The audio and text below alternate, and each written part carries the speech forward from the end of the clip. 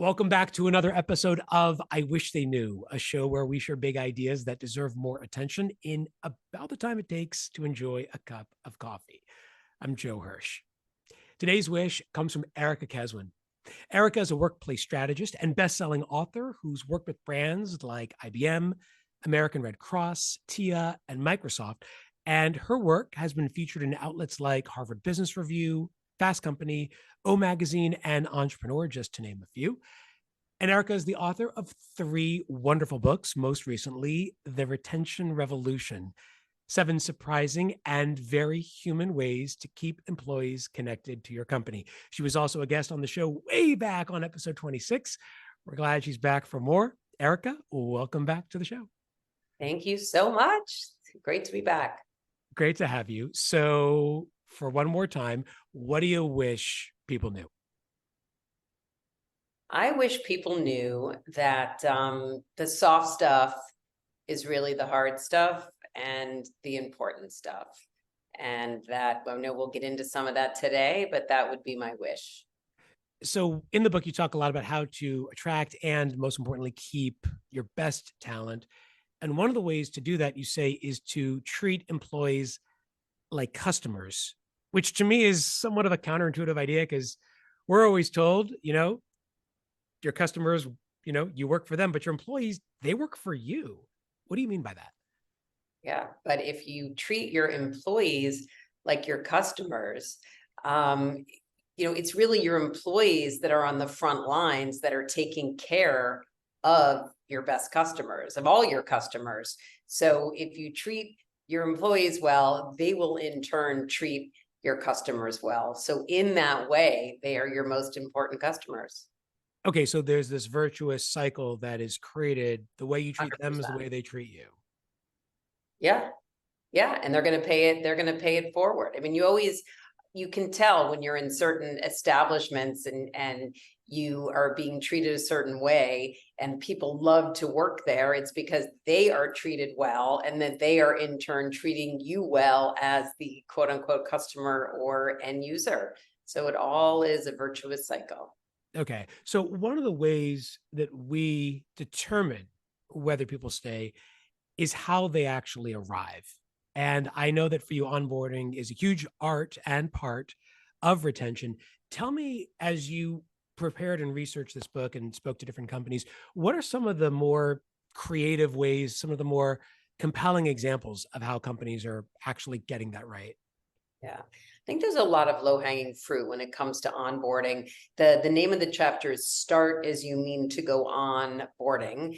And this phrase, start as you mean to go on, comes from a psychologist out of the United Kingdom named Penelope Leach, who was a child psychologist actually, and found that, when your kids are little, if you want them to be neat and tidy young adults and they drop their Cheerios on the floor when they're little, help them pick them up or get them to pick them up themselves. So in other words, start as you mean to go on.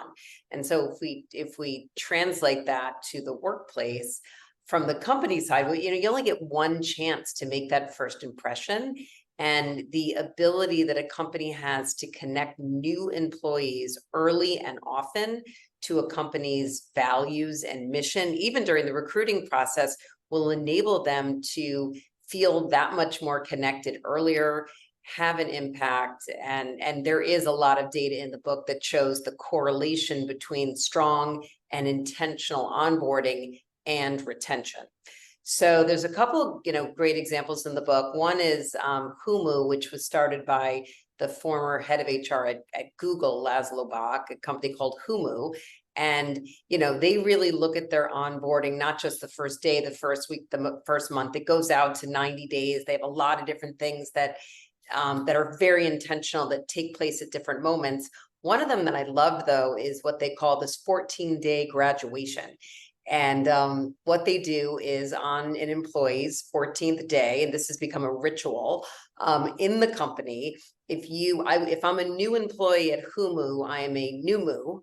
And let's say you were the buddy of the Numu, you would then go and in preparation for my 14-day graduation, and you would chit chat with all the people with whom I've worked the most, find out and get some quotes on what I've done, how well I've done, the impact that I've had.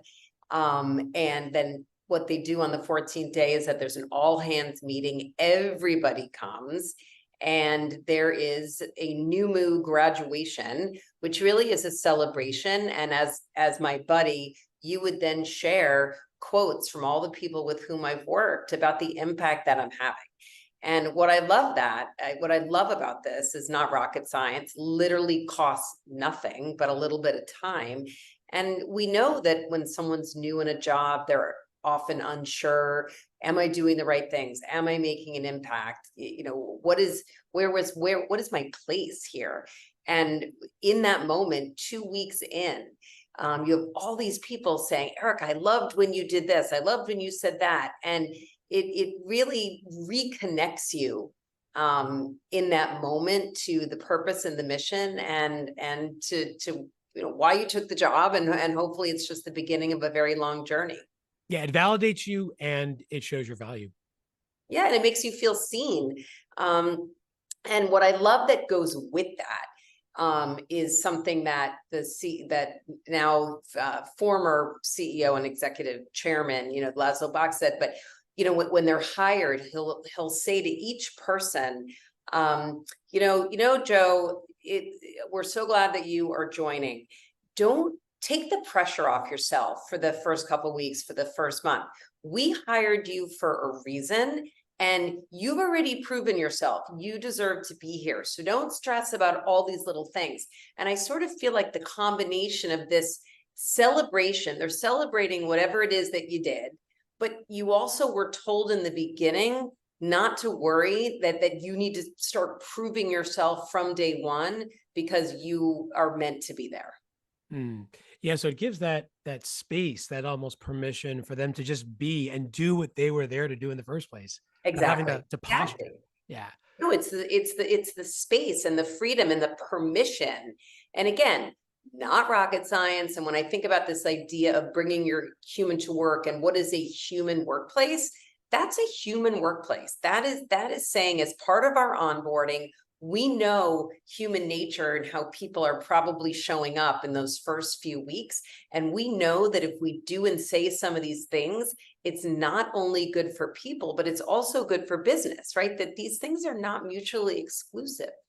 Yeah. And I love the fact that all the things that you've highlighted so far are super cost effective, probably cost neutral, or even no cost at all. And the benefits are just tremendous. Yeah. One of the issues you tackle in the book is work flexibility, but the way you position it, it's not merely a question of where people go to work.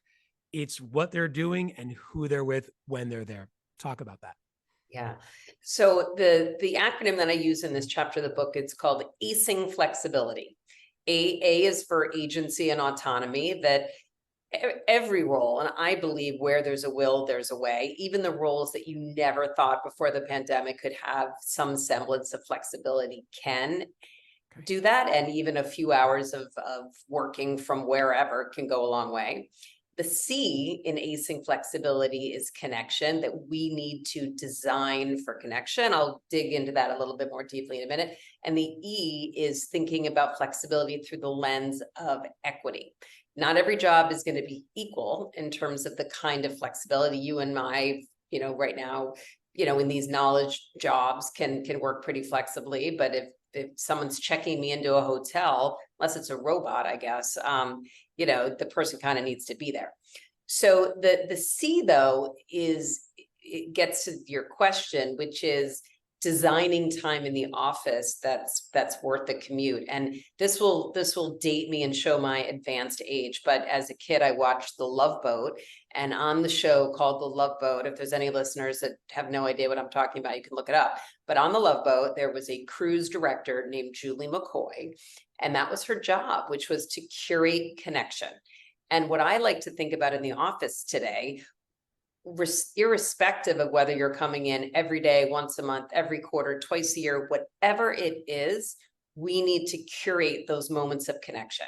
Now, it doesn't need to be all day, every day. If you're only going in twice a year, like I just did in a big event at Microsoft with a team that gets together every day for a week, twice a year, those 2 weeks are pretty curated pretty much every hour, including some downtime and a volunteer day and all of these different things. But if you have a company and you're coming in 3 days a week, I'm not saying you have to curate every hour of that, but you do want to have some moments that matter. You do want to think about, you know what, if Wednesday is our day that everybody's in, let's have an all hands. Let's get together in person and all talk about something. Let's have a learning and development moment or hour for people. And then maybe on a Tuesday, when it's just when the team comes in, maybe that's the day the team does a lunch or people meet one-on-one with their managers. What you don't want, the opposite of that, is the recipe for resentment, which I describe as driving into or commuting an hour and a half into the office, only having a portion of your team there and doing the exact same kind of work you could have been doing from home. So when in doubt with what you should be doing, just do the opposite of that. Okay, so be more intentional, be more thoughtful, and I guess approach these opportunities to gather with more empathy and intelligence. Yeah. Yes. And I would say more empathy, more intelligence, and more as you're I believe that employees are ready for leaders to put a stake in the ground. I think the kindness is clarity, and this back and forth and wishy-washy, it's almost like Yes. I think about it with my kids that kids might complain that they have a curfew, but at the end of the day, like they feel safe with boundaries. Mm. And actually, on a total personal note, like I, growing up, didn't have a curfew. And I remember, because of my own sort of family stuff that was going on, almost wish that I did, because there is this feeling of, well, don't you care when I'm coming home? So, not that you can always equate this to the workplace, but I think that there is something about creating the guardrails and the scaffolding. But what I would urge leaders to do as they listen to this is approach it. This is my recipe. The recipe for a human leader in this moment is one part vulnerability. You can say to your employees, look, we haven't had a global pandemic and had to figure this out after everybody went home. Number one part empathy, which is, I know, Joe, this has not been easy, back and forth, in and out, and we've been trying to put a stake in the ground, and now we're going to do it. But number three, this is like the kicker and really important, because this is such a heightened and emotional issue for a lot of people. It is approaching it through the lens of experimentation and saying, look, we're giving this a shot, and we have positive intent. These are our goals, but you know what? If this doesn't end up working, we might pivot. And I think it takes the temperature down of a very heightened issue. And it's bringing people on board with that process so that they feel like they're actively involved in it and are, have some role in actually shaping it, as opposed to just receiving it. Yeah. Yeah. Yep. So let's talk about one thing you mentioned just a moment ago about the role of continuous learning and development. And development comes in lots of different forms and fashions. And while there's still a hunger out there for development opportunities, they're not all necessarily the same kind as before. What have you observed has changed in the delivery and even the design of continuous learning in the workplace? Yeah. So I think in terms of the same, I think there is a human desire to learn and grow and develop. I think one of the things, the trends that has changed, and I addressed it a little bit in all of my books, is this idea of taking professional development personally. That, gone are the days of we are only going to help you develop with these very technical skills that are exactly related to your job now, versus let's have a conversation. Joe, how do you want to learn and develop?